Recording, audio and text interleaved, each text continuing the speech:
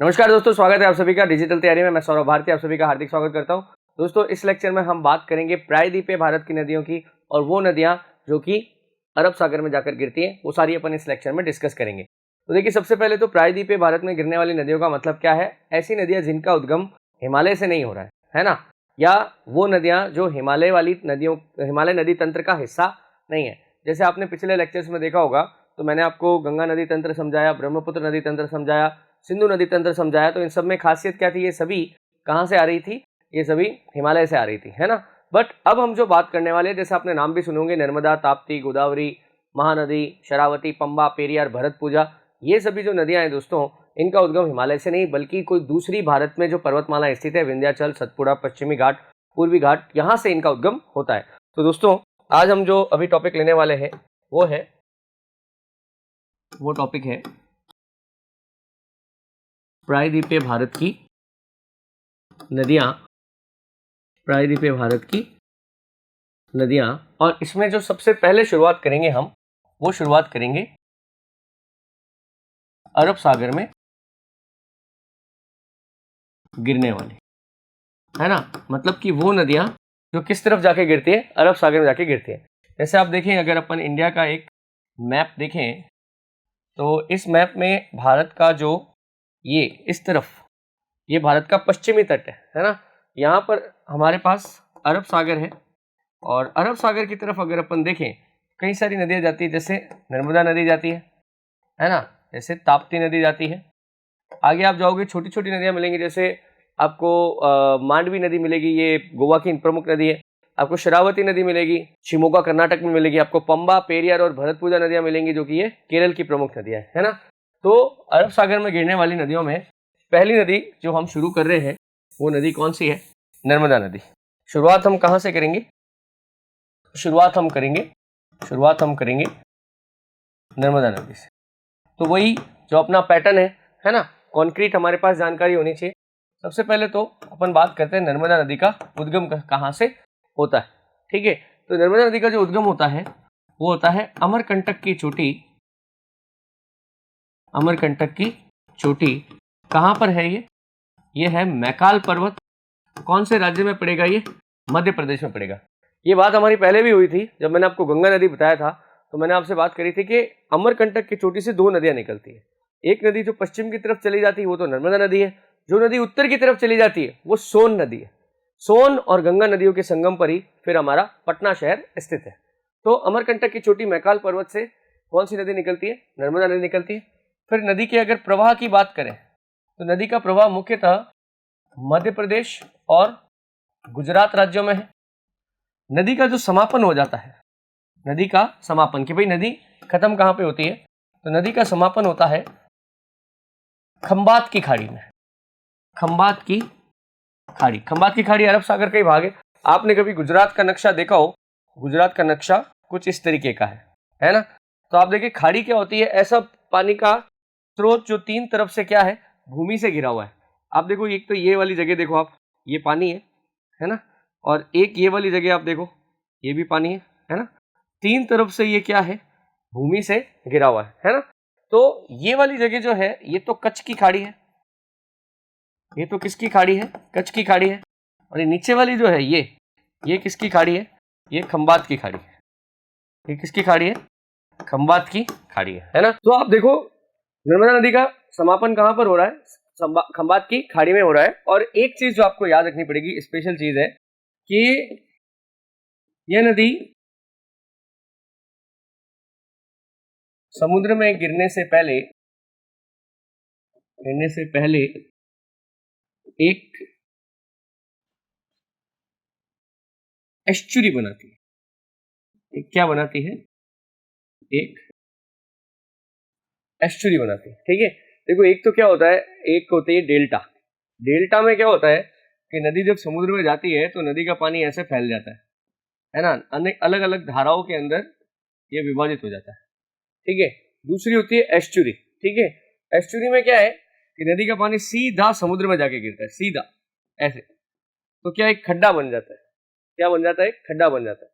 तो नदी का पानी जब समुद्र में गिरने से पहले अलग अलग धाराओं में विभाजित हो जाए, ब्रांचेज में बढ़ जाए, तो इसको अपन कहेंगे डेल्टा। और अगर ये सीधा जाके समुद्र में गिर जाए, सीधा, अलग अलग धारा नहीं, सिंगल एक धारा में जाके मिल जाए, तो इसको बोलेंगे एस्चुरी, है ना। एस्चुरी को हिंदी में भी एक नाम होता है, एस्चुरी को हिंदी में बोलते हैं मतलब ज्वारमुख नद, ज्वारमुख नद, ठीक है। हालांकि ज्यादा नाम एस्चुरी चलता है, बट आप दोनों नाम याद रख लेना। ये भी याद रखना कि भारत में दो नदियां ऐसी है, नर्मदा और ताप्ती, जो क्या बनाती है, एस्चुरी बनाती है, ठीक है। फिर वापस देखिए आप, नर्मदा नदी पर मध्य प्रदेश में कपिलधारा जलप्रपात, कपिलधारा जलप्रपात तथा धुआंधर, धार नहीं है, धुआंधर जलप्रपात स्थित है, ठीक है। देखो दो जलप्रपात बताए मैंने, एक तो बताया मैंने कपिलधारा, एक बताया मैंने धुआंधर। ये दोनों जलप्रपात कौन सी नदी पर है, नर्मदा नदी पर है, ध्यान रखिएगा। फिर आप देखें, नर्मदा नदी पर मध्य प्रदेश में एक बांध है, इंदिरा सागर बांध, मध्य प्रदेश में है इंदिरा सागर बांध, तथा गुजरात में है, गुजरात में सरदार सरोवर बांध स्थित है, सरदार सरोवर बांध स्थित है। तो नर्मदा पर एमपी में तो कौन सा है, इंदिरा सागर बांध है, और मध्य प्रदेश एमपी में मतलब इंदिरा सागर बांध है, और गुजरात में कौन सा है, सरदार सरोवर बांध। इन दोनों से संबंधित दो फैक्ट आपको याद रखने पड़ेंगे, यहीं पे साइड में लिख रहा हूं मैं ये दोनों फैक्ट, है ना। पहला फैक्ट जो आपको याद रखना पड़ेगा वो ये है कि इंदिरा सागर वर्तमान में भारत की सर्वाधिक क्षमता वाली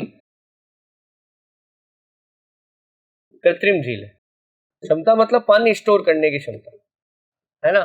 सर्वाधिक पानी स्टोर करने की क्षमता भी वर्तमान में किसकी है, इंदिरा सागर। आप ऐसा भी कह सकते हैं कि वर्तमान में सबसे बड़ी जो कृत्रिम झील है वो कौन सी है, तो उसका आंसर क्या हो जाएगा, इंदिरा सागर। और एक फैक्ट आप और याद रख सकते हैं, वो फैक्ट हो जाएगा कि सरदार सरोवर बांध के बीच में, सरदार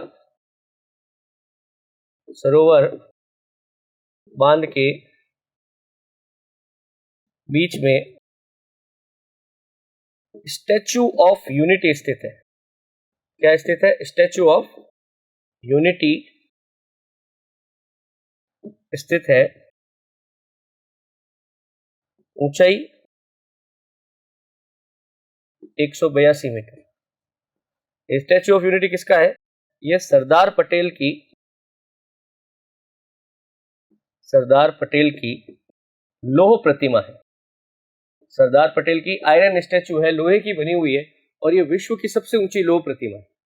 विश्व की सबसे ऊंची लौह प्रतिमा कौन सी है, स्टैच्यू ऑफ यूनिटी, 182 मीटर ऊंची है। और सरदार सरोवर बांध जो गुजरात में है, वहीं पर ये जो है नदी, वहीं पर ये जो है, ये कौन सी, स्टैच्यू ऑफ यूनिटी स्थित है, ठीक है।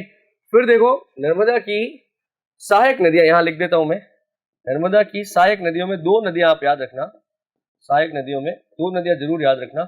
एक नदी याद रखना तवा, कौन सी नदी, तवा, और एक नदी याद रखना आप कोलार। एक और नदी कौन सी आप याद रख सकते हैं, एक नदी आप और याद रख सकते हैं, कोलार, ठीक है। तो ये दो नदियां हैं, तवा और कोलार, ये किसकी सहायक नदियां हैं, ये नर्मदा की सहायक नदियां हैं, ठीक है। तो ये सारे फैक्ट्स जो है ये आप कौन सी नदी के लिए याद रखेंगे, ये सभी आप नर्मदा नदी के लिए याद करेंगे। दूसरा नदी को अपन लेते हैं, दूसरी नदी, दूसरी जो महत्वपूर्ण नदी है हमारे पास वो है ताप्ती नदी। ताप्ती नदी का जो उद्गम है वो होता है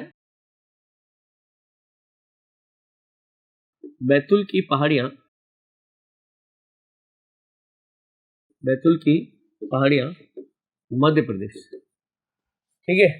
नदी का जो प्रवाह है तो वो पहले तो है एमपी में, थोड़ा है महाराष्ट्र में, और फिर ये नदी आ जाती है गुजरात में।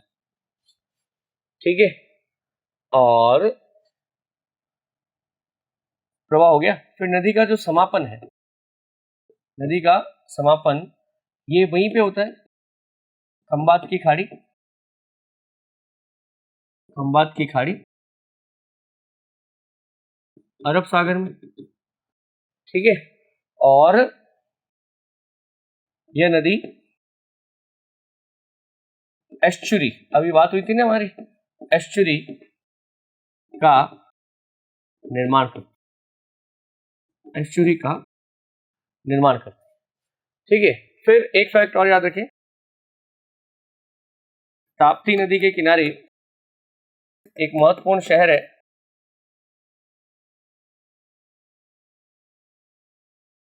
सूरत शहर स्थित है। ठीक है, और सूरत के पास, सूरत शहर के पास में ताप्ती नदी पर उकाई जल बैराज स्थित है। उकाई बैराज भी लिख सकते हैं, बांध है एक तरीके का। अभी अपनी बात हो रही थी ना कि ये क्या होता है ना, तो ये उकाई बैराज कौन सी नदी पर स्थित है? ताप्ती नदी पर स्थित है। तो ये इस तरीके से हो जाएगा, ताप्ती नदी। एक यार नर्मदा का एक फैक्ट आप और याद रख सकते हैं, नर्मदा नदी की जो लंबाई है ना, काम आएगी यार। नर्मदा नदी की लंबाई है 1312 किलोमीटर। नर्मदा नदी की कुल लंबाई कितनी है? 1300। ताप्ती नदी ऑलमोस्ट 700 750 किलोमीटर के लगभग है, और उसका इतना इंपॉर्टेंट नहीं है। नर्मदा जरूर आप याद रखिएगा, इसकी लंबाई 1312 किलोमीटर है। ठीक है, नर्मदा हो गई, ताप्ती हो गई। अगली नदी देखो अपन करते हैं, अगली नदी जो अपन करते हैं उस नदी का नाम है मांडवी नदी, मांडवी नदी। ठीक है, नदी का उद्गम होता है सहयाद्री, सहयाद्री की जो पहाड़ियां है ना, कहां पर? गोवा में ही, सहयाद्री गोवा। नदी का जो मुख्य प्रवाह है, नदी का प्रवाह भी गोवा में ही है, और नदी का समापन जो होता है, नदी का समापन होता है अरब सागर में। नदी का समापन कौन पे होता है? अरब सागर में होता है। ठीक है, फिर खासियत क्या है देखो, पहली बात तो इसकी प्रमुख सहायक नदी का जो नाम है, एक, दोनों नदियां प्रमुख सहायक नदी का नाम जुआरी है। प्रमुख सहायक नदी कौन सी है? जुआरी है। और एक फैक्ट और बनेगा, ओल्ड गोवा है, पुराना गोवा शहर मांडवी नदी के किनारे है, मांडवी नदी के किनारे। ठीक है, और हाँ, एक और है, मांडवी नदी पर बहुत फेमस एक वाटरफॉल है, नदी पर प्रसिद्ध दूध सागर जलप्रपात स्थित है। दूध सागर जलप्रपात स्थित है। कभी आपसे पूछ लें कि दूध सागर जलप्रपात कहाँ स्थित है, तो आप कौन सी नदी पे बोलोगे? मांडवी नदी पर बोलोगे। कभी आपसे पूछ लें कि गोवा कौन सी नदी के किनारे स्थित है, तो गोवा मांडवी नदी के किनारे स्थित है। जुआरी किसकी सहायक नदी है? जुआरी मांडवी की सहायक नदी। ठीक है, फिर देखो अगली एक और इंपॉर्टेंट नदी करते हैं। इस नदी का नाम है शरावती। इस नदी का नाम क्या है? शरावती। तो चौथी नदी अपन कौन सी ले रहे हैं? चौथी नदी अपन ले रहे हैं शरावती। तो ये नदी लोकल एक छोटी नदी है, कोई बड़ी नदी नहीं है, तो मैं सीधा ही लिख देता हूं। इस नदी का प्रवाह शिमोगा कर्नाटक में है, शिमोगा कर्नाटक में है। ठीक है, और खासियत क्या है, ये नदी अपन लिख क्यों रहे हैं, इसका कारण क्या है? इस नदी पर भारत का सबसे ऊंचा, सबसे ऊंचा जलप्रपात भारत का सबसे ऊंचा जलप्रपात जिसके नाम क्या है, देखो, जॉग गरसोप्पा या महात्मा गांधी। महात्मा गांधी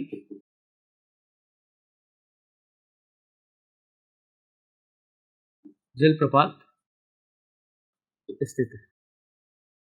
ठीक है, जॉग गरसोप्पा या महात्मा गांधी जलप्रपात। इसकी ऊंचाई भी आप चाहो तो याद रख सकते हो, भारत का सबसे ऊंचा जलप्रपात है। इसकी ऊंचाई 253 मीटर है। इसकी ऊंचाई कितनी है? 253 मीटर। तो ये शरावती नदी पर है। शरावती नदी पर कौन से जगह पर है? शिमोगा। शिमोगा, और शिमोगा कौन से राज्य में है? कर्नाटक राज्य।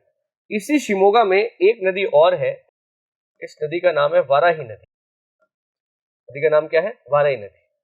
तो इस नदी का प्रवाह भी सेम जगह है। इस नदी, शिमोगा क्या है, बिल्कुल बहुत ऊंचाई पर है, पहाड़ियां ही पहाड़ियां हैं पश्चिमी घाट की, बारिशें खूब होती है तो ये बड़ी नदियां निकलती हैं। तो इस नदी का प्रवाह शिमोगा कर्नाटक में स्थित है, और इस नदी पर जो जलप्रपात है उसका नाम है कुंचिकल। मैं लिख देता हूं, इस नदी पर कुंचिकल जलप्रपात स्थित। कुंचिकल जलप्रपात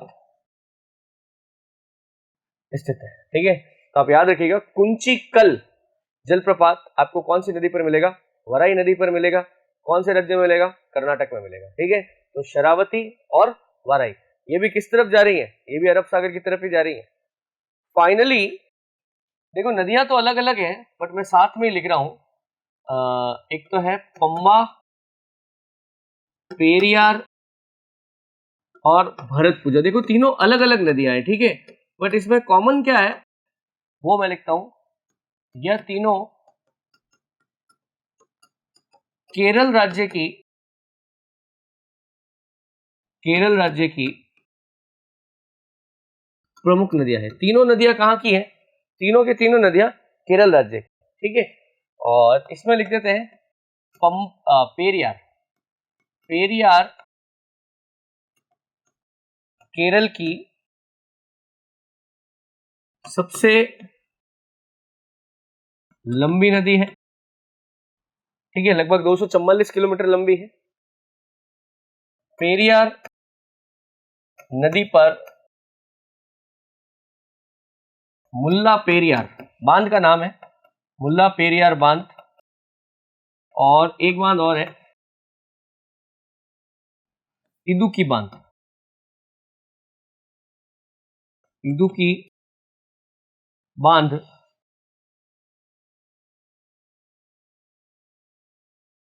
परियोजना स्थित है। ठीक है, फिर देखो मेन फैक्ट यहां पे लिखते हैं जो अपने को याद रखने वाला है। पंबा और पेरियार दोनों नदियां, पेरियार नदियों का समापन वेबनाड झील में होता है। वेबनाड झील में होता है। ठीक है, अब वेबनाड झील स्पेशल क्यों है? ठीक है, उसका भी थोड़ा आपको पता होना चाहिए। वेबनाड झील स्पेशल क्यों है, तो मैं लिख देता हूं। वेबनाड झील एक पश्च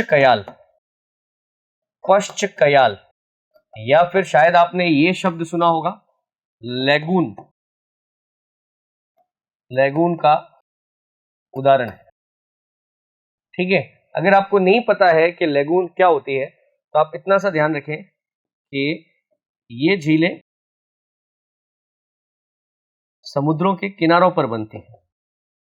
समुद्रों के किनारों पर कई बार खड्डे हो जाते हैं, वहां पर ऐसी झीलों का निर्माण हो जाता है, किनारों पर बनती है।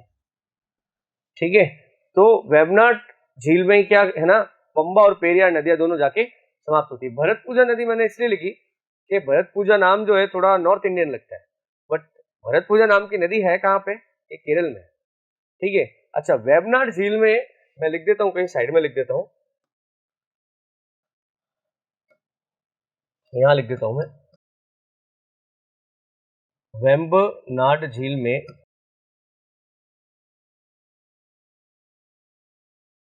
एक नौकायन प्रतियोगिता, नौकायन पता है, नावें होती है ना, लंबी लंबी नावें होती है, कायाकिंग बोलते हैं उसे।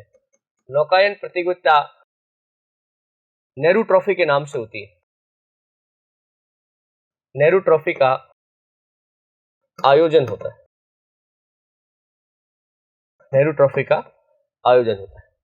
ठीक है, तो ये एक फैक्ट और आप याद रख सकते हैं वेम्बनाड झील का, उसमें नौकायन प्रतियोगिता कौन सी, नेहरू ट्रॉफी का आयोजन होता है। तो दोस्तों इस लेक्चर में हमने कौन सी नदियों की बात करी, वो नदियां जो कहाँ पे जाके गिरती है, अरब सागर में जाकर गिरती है। ठीक है, तो आराम से आप इसके नोट्स बनाओ, ये जितने भी पॉइंट्स है सारे काम के। अरब सागर में गिरने वाली नदियों पे हमेशा जो क्वेश्चन आएगा ना, जलप्रपात का आएगा, रट लो आप। प्रायद्वीप भारत में एक्चुअली जलप्रपात का ही सवाल आता है। ओके, तो इस लेक्चर में इतना ही, मिलता हूँ नेक्स्ट लेक्चर में, धन्यवाद।